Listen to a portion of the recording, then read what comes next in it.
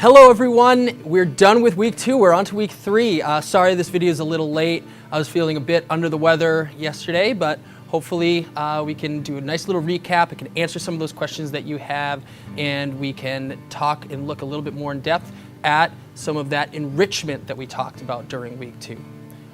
Week 2 was really focused on not only going out and engaging online communities and spaces, but how do we get the most from these spaces? How do we really make those connections to individuals and collaborate and discuss and really look at the depth of what that PLN can give us?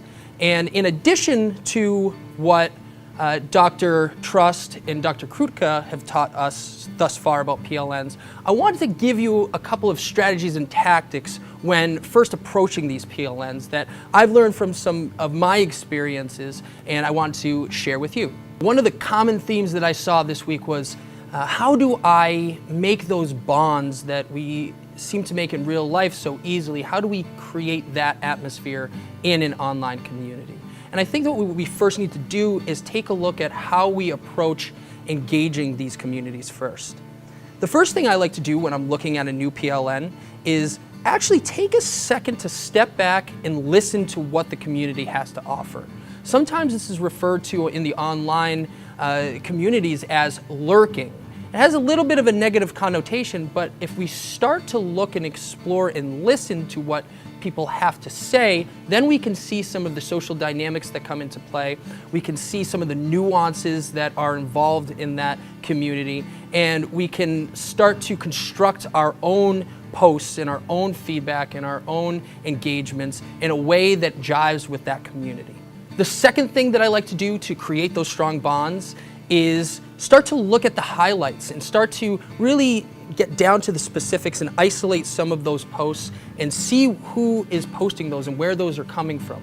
A lot of times we look at the macro level of a PLN and think about all the posts as just one aggregate, when we really should be looking at who's posting, see who has that unique experience that has been shared in a similar fashion to us, gravitate towards those individuals and bounce ideas and get feedback and solutions in a one-to-one manner.